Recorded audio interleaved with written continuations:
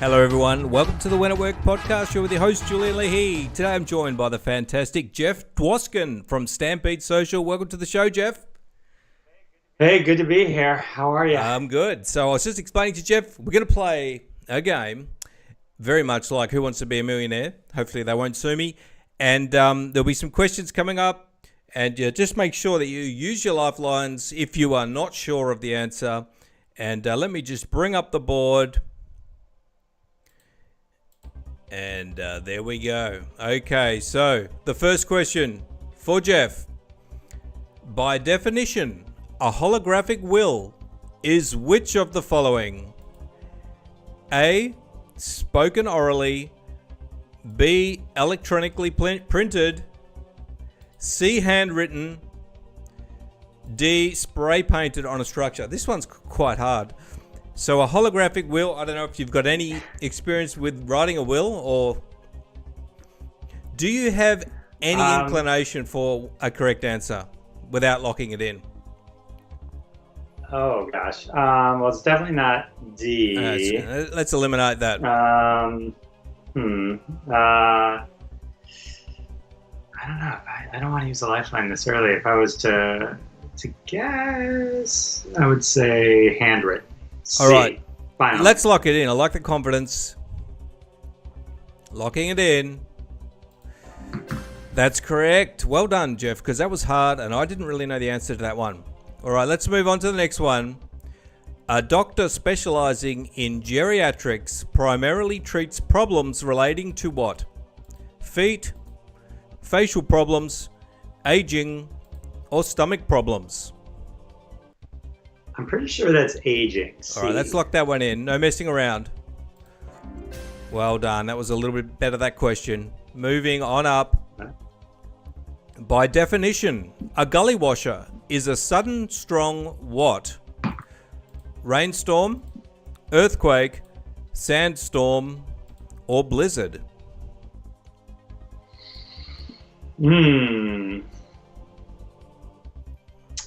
Oh. Okay, if you're not Gully, sure. Why? Well, let's say why. Why? Let's assume. If I say washer has something to do with water, and then that would be maybe then A or D. Maybe A, rainstorm. You want to lock it in? Sure. Lock it in. Well done, Jeff. You're doing very well. You got all your lifelines intact. Most people usually burn one early on. I think you could go all the way. By definition, which of these geometric shapes is a parallelogram? Oh, we're talking about geometry here from high school or primary school, elementary school. All right, a circle, a rectangle, a triangle, or a hexagon. So which of these geometric shapes is a parallelogram? Oh, that's a great question. I would say I was just gonna guess. Oh, careful! Wait, you want me to? You want? All right, I'll before you lock it in, which way are you? I'll do the audience. Okay, let's poll the audience. All right. This audience looks like a geometric shape. Yeah. Okay. Lots of nerds, you reckon? All right. Let's poll the audience. And which one is that one? That's this one. All right. We just have to wait. And once everything is entered in, we will be able to see what the audience is feeling about this particular question. No shame in using a lifeline. Hey, can I ask you, which one were you favoring before you used your lifeline? Which one were you thinking? I'm guessing it's B or D. So you're really not sure? No. Okay. All right, they're coming in now.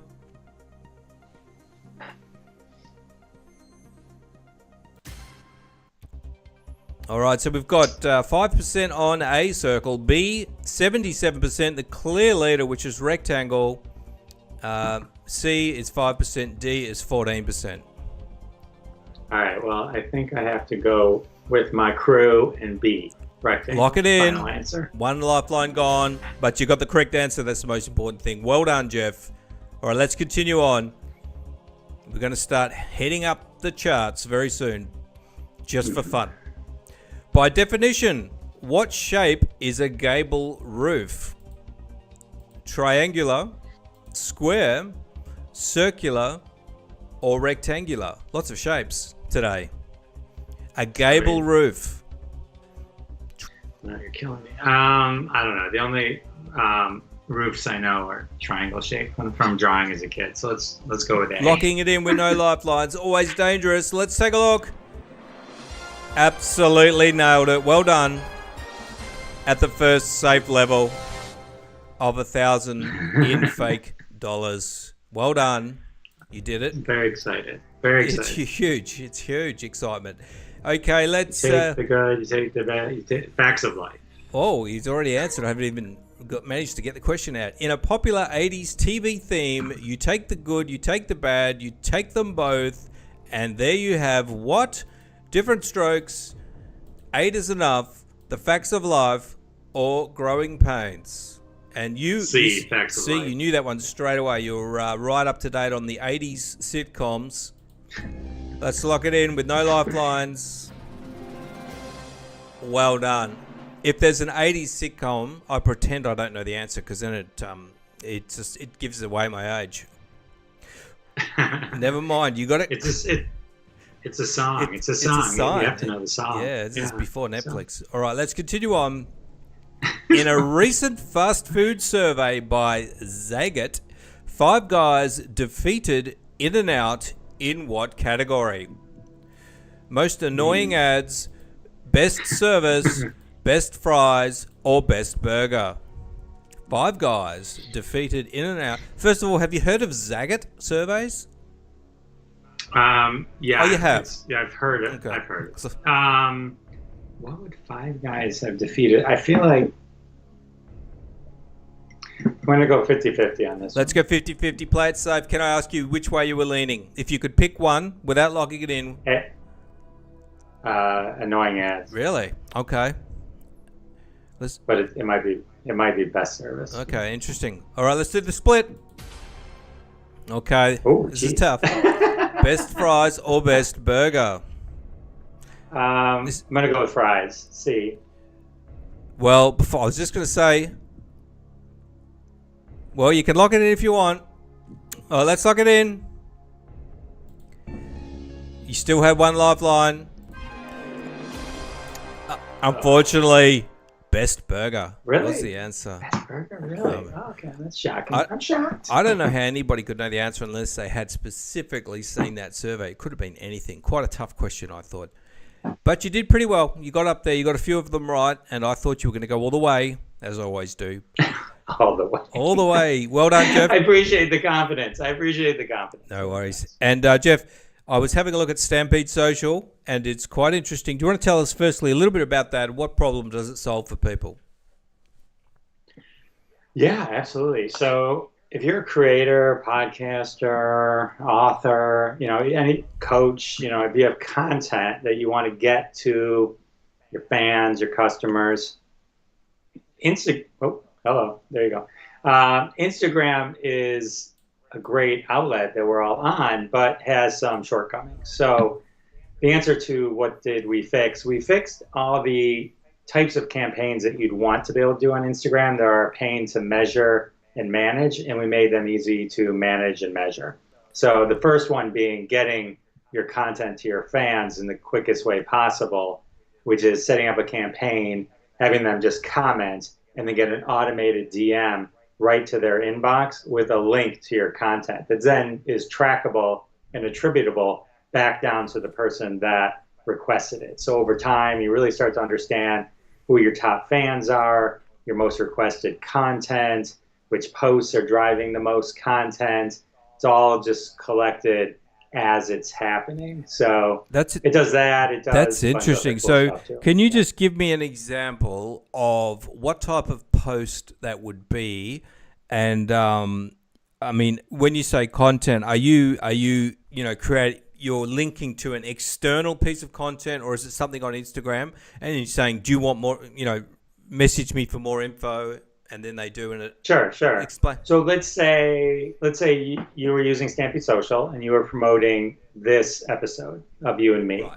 So you'd post our pretty faces, and then you would underneath you could say comment #Stampede, and I'll DM you a link to the episode, right? So they comment hashtag Stampede, and then they get a link from you to the episode. Now, the link is wherever you set it up in our dashboard. So you set up, okay, I want it to be hashtag Stampede, and I want it to, if they click on it, it goes to this Chartable Smart link. So it'll go to Spotify or Apple, depending on their phone. Or I want them to go right to my webpage on my podcast webpage of this episode. It'll take them there, and then they can choose whichever podcast they want to go to from there. It can go anywhere you want. You pop in the URL. The destination is your choice. And so then you can have multiple ones running. So the next post could be about something else. They comment, they get a different link. And then, and so on and so on. So it's meant to be real simple and straightforward. Yeah, that's awesome. I can see definitely that's good. So, and could you have a different link for a different hashtag, for example? Yes, each hashtag, you can have the same link for different hashtags if you want. You can have, every hashtag can have its own link. Yes, absolutely. So if this episode, the first episode is you and me, your next episode is somebody else, that would have a different hashtag, and that when they got that DM, it would go completely somewhere else. You might say, follow me on YouTube, comment below hashtag YouTube, and just send them to your YouTube channel to subscribe to your YouTube, or to your mailing list, or if you have a blog that you wrote, you could send them to the blog. So you can send them anywhere you want off of Instagram. You just have to set up the campaign. Interesting. And natively, you can't do any of this with Instagram. So this is very interesting. And so not only are you driving engagement on your own Instagram page, you are sending people to where you want to send them, and also you are identifying the most engaged fans. So what are some of the things you could do with that knowledge if you had a list of people that are engaged with what you're doing? Well, I mean, having a kind of pulse on who your most engaged followers are, one, gives you a kind of a list of people that you should be engaging with. So, social is meant to be social, so it's not a one-way street. And so if you have something that tells you, oh, Julian has commented 30 times over the last 6 months, I'm just going to go out of my way. I can literally just download the report and just go out of my way to like posts on your thing. Just show some love back to you. If it's something where it's more sales related, it's a lead, right? So if you are doing that, I can follow up with you in the DM. Hey, did you have a chance to check that out? Any questions? It doesn't have to be, a podcast episode. It could be your webinar or your digital course or anything, right? So it just becomes like your active social friend list, and then you can use that to, kind of be with your, just dictate your behavior. If I know you comment a lot, I'm going to spend a little more time, maybe. Yeah. Well, yes, I should maybe to if you comment to post back at you, and like not just give you a fire emoji or something. Like spend an extra second engaging with you, or if I post something that I know you like, because over time I could at you in a comment, say, hey, I think you're going to like this one, that kind of thing. So it kind of gives you just a good pulse on definitely who's digging. I can see some use for it. So, if I was to be using this service and I said, look, I'm going to do a webinar, and then I could say, let's direct message the people that are most engaged and then personally invite them to the webinar, which I'm sure would actually improve your, conversion of getting people in the webinar. That's something that you could do. You could do that, couldn't you, based on, the most engaged people, and send them a link to your webinar and get them booked and signed up that way. There's lots of ways. I'm thinking that would be very useful. And how did you come up with this idea? Why did you think that this was something people wanted? It was just based on, I'm a podcaster myself. I'm a creator. I worked at Little Caesars headquarters in the digital side and on the consumer engagement. I was a director of consumer engagement for a period of time. Is that a pizza franchise? Yeah, it's a big one of the number 3 in okay. I think the world. Yeah. So I worked with the agencies and I saw what they were doing on Instagram and where the limitations of creativity were. And, both in this or, ask user-generated content tracking, where you ask people to post on their timelines and use a hashtag and tag you, collecting that type of information or doing post-level giveaways was difficult. Just really understanding the comments based, what people are saying and all that kind of stuff, because it's just really hard to navigate the app just through the app. Yeah. So we, made Stampede Social something that is sort of, it works on many levels so that you can do the post-level giveaways. You can get the content to your fans. You can do user-generated content if you want. You can go on Instagram Live and, do these campaigns work there. They work on your stories, on your posts, on your reels. So you can just be engaging in a multitude of ways. And then we built in a lot of AI tools to help you as well, because one of the things about being engaged on Instagram is staying engaged with your fans. So we built in some AI tools. So if someone comments on your post, it can help you create in your tone and theme of a voice a response. And then you can send that along. And then we have some AI analytical reports that kind of look at what you're doing, or competitive reports that look at other people's captions and tell you what they're up to. So it's meant to be the kind of super tool for creators to really leverage and take advantage of Instagram by adding all the features you wish it had. Yeah, that's amazing. Is that using the OpenAI API? For the AI stuff, yeah. yes. Okay, good, because I find that one to be the best by a long way. And I just had a question. How are people using this? Are they getting their social media manager trained up on using it and then getting them to run it, or are they doing this all themselves, most of the creators?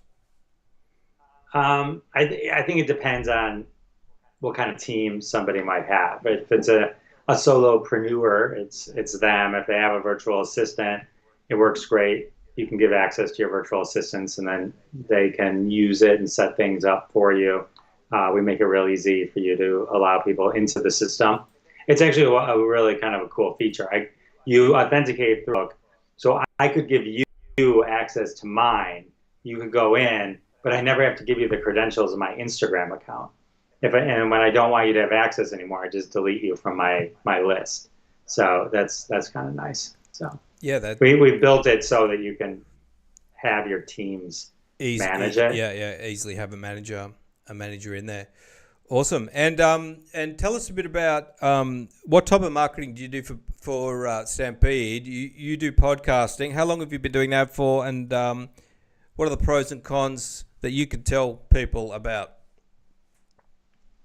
Well, I have a podcast. It's a personal podcast, actually. So I've been podcasting for years. So it's a pop culture interview show called Classic Conversations. But we are looking to possibly create one more specifically aimed at the target audience for Stampede Social. But I found that, going on other podcasts is extremely helpful to get the word out, and that, that's where people want to hear. So we do that, a lot of that, and advertising on Facebook and Instagram to get awareness out, and then reaching out to influencers when we can to get them to help spread the word as well. Yes, I mean, I'm obviously a fan of podcasting, but if you think about this, right, and if you have your own type of business and you're targeting people, and then you go on somebody's podcast, like Jeff's coming on my podcast, I think this is a very interesting service, and I think there's a pretty good chance down the track I'm going to sign up for this. And so in addition to Jeff coming on this podcast, just as a tip for people out there who wonder how to do marketing where they don't want to spend money on ads and all that stuff. So Jeff comes on as a guest. I create the content. It gets put on YouTube. It becomes an audio. It becomes a blog. and it costs Jeff nothing. So I just want to tell people out there, you know, there's a reason why people go on podcasts, and it's great for everybody involved. And if you're not doing it, and you're wondering why you're not getting any business, you should probably start going on podcasts. That's my little evangelistic spiel on podcasting. Hey Jeff, I heard that you're a stand-up comedian, which I'm a huge stand-up. I guess I won't say nerd, but I'm a huge stand-up fan, and I've got a lot of respect for anybody who's got the guts to get up on stage, because I could never do it. How long have you been doing stand-up, and is it scary? And I'm sure you've bombed. Have you bombed? And how did you get over that? I have, yes, been doing stand-up for 20 years. I just noticed that my thing, it says Jeff Dwoskin, host of Jeff Dwoskin Show, because that's how long I haven't been on Skype for 2 years. So that's probably whatever I put in there. That's all right. No one can see anyway, that. Okay, good. Yeah, I've been doing it stand-up for about 20 years. Yes, I've bombed. It's a horrible experience, but it's an interesting thing, stand-up comedy. The only way to learn and get better is to bomb. Yeah. So that you can kind of prepare yourself for the next time and not have that happen the next time. No guarantee it won't happen. It does happen. But even the pros bomb occasionally. It strengthens you. Yeah, it makes you stronger. So. What's your motive for doing that? Is it purely just a hobby that you enjoy, that you want to get better at, or do you want to be the next Norm Macdonald? Well, thank you. When I started doing stand-up comedy, it was just an amazing creative outlet. So, that became the podcast, that became Stampede Social. So I'm always kind of focused on something. Yep. And so, stand-up comedy was just, something that I loved doing. And it was just a lot of fun to get people. There's no greater rush than getting in front of people and making them laugh, making an entire room laugh. Oh. Is amazing. I couldn't do it. What sort of comedy do you do? What's your style? I don't know, witty, sarcastic. I focus mostly on it's kind of me as a father, husband. Interesting. Okay, very good. All right. Well, look, if you're out there and you are trying to get your social medias together, which I'm starting to release some videos about content repurposing to help people get that organized. And the next step, once you've got your content out there and organized, is you need to get some of these metrics and get a handle on who's engaging with your stuff, and then how do you interact and convert them. And Stampede Social sounds fantastic. And I've not heard of anything like that with the kind of analytics that you're doing. It's very interesting. So thanks, Jeff. And how do people get started? Tell us quickly about, I guess the price, because it is quite affordable. So people might be wondering, and I think if it is a good service that's at a good price point, we can talk about price. Sometimes I don't talk about price. What are the plans you've got, Jeff? Oh, yeah. If you head over to stampede.social, there's a plans and pricing link at the top. There's three plans. You can pay $25, $49, and $99. And really, it just depends on what your needs are. So, it all depends on how many concurrent automations you want to have at a given time, how many DMs you think you might send in a given month, what type of features you want. The higher end one comes with a lot of extra AI tools, and that's the one that we keep feeding new features into as well. So that's pretty cool. And then, it's all great. It all comes with a 14-day free trial, so you can check that out. That's awesome. Kind of get a feel for it, all that kind of stuff. Yeah, free trials are essential. Do they need to enter in their credit card, Jeff? You do need to enter your credit card in. And then you have 14 days before you get charged. 14 days, and with these things, there's always a learning curve. And what sort of support do you have as far as learning? Do you have any webinars or training stuff that people can attend as well? Yeah, well, we have a bunch of training videos that we put up. We have a pretty robust help section.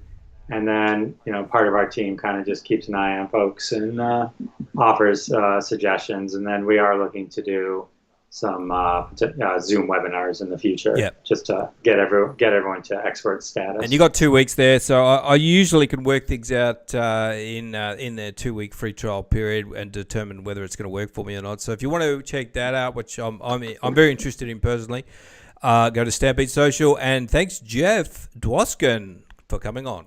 Thank you. I appreciate you having me on your show. It was a lot of fun. Hey, do you have any? Very unique format. I like it. Yeah, it is unique. Hey, do you have any stand-up on YouTube I can check out? I think if you typed in Jeff Dwoskin, there's some stuff on there. Nothing recent, but there's definitely some stuff on there for you. All right, Yeah. I'm gonna check. You go to. I think if you go to Jeff Dwoskin Show, which is my YouTube channel, personal YouTube channel, you can find that. Yeah, Awesome. There as well. I'm going to do that. And thanks, everyone, for listening and watching. I'm going to wrap things up, and I'll see you very soon.